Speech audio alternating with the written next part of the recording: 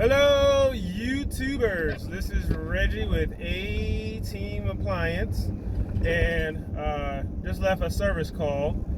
And as much as I like to do videos, it's sometimes a little easier to do like a quick documentary of what I'm doing. So anyway, I wanted to share, if you have a Whirlpool washer. Now it's about the newer ones, not the old school ones. The newer ones with the little lights at the bottom. And you press the start button. Those are the newer Whirlpool Mana washers, and there are other ones that fall with it. So anyway, if you could tip your washer up and look underneath, and there's a belt. There's no metal around it. There's a belt underneath, and there's springs holding the tub up. It's called a floating tub. This advice is for you. Now, what happens a lot, people will have those drip pans underneath your washer, and those drip pans are good, especially if you have a second floor. I'm a big fan of the drip pan, but if you do use those, be sure to raise the legs on your washer. The legs twist very easily. Well, I'm sorry, let me not say that.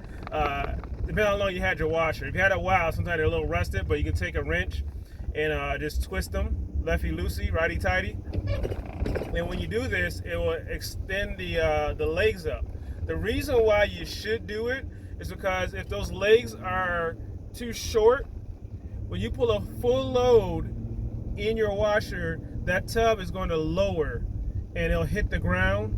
The problem with those pans is there are grooves in there inside the pans, raised grooves. So a lot of times, heavy load, the bottom of the wash tub will hit the ground, and right underneath it is the motor. There's a pulley. There's all kind of stuff moving around. So, and there's even some of them even have like a plastic cage on them, and a lot of times that plastic cage will have like a circle worn into it from that pulley hitting the ground. And what happens is a lot of them that there's this is also common with Samsung. There's a nut underneath, and that nut will come undone, and everything will just fall loose. And usually a symptom is, there's no agitation or nothing going on. So check that. So if you have one of those washers that's preventive maintenance, just tip your washer over and look if you got one of those pans. I'm a big fan of the pan, but you want to heighten the bottom of it by unscrewing those legs. Now, you don't want to have it at the highest point possible, because at that point it's kind of it'll make it a little wobbly, your washer, and unstable. So you don't want to twist them all the way to the tip, but you want to at least raise it, let's say at least like 4 to 5 inches in the air, so the bottom of that tub won't hit the bottom. And even sometimes, if your washer is newer, your floating tub, the springs that support it can be, nice and brand new, so the springs aren't worn, so it's not hitting the ground. But over time, as those springs wear out, that tub will get lower and lower and will hit the bottom. So, warning for those with plastic tubs. Even if you don't have a plastic tub, I've seen cat toys or dog toys slide underneath machines and a belt catch it and just wreak havoc on those machines. So anyway, that's my advice for today. Any questions, feel free to leave a message underneath.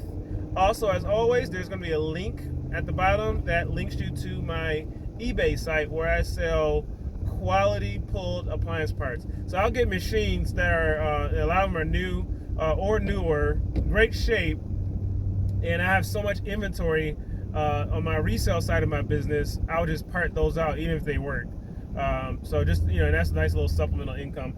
So anyway, if you want quality used parts, it's a great deal, especially like if you need like a timer that costs $200, you can get a used one for $50. It's a no-brainer.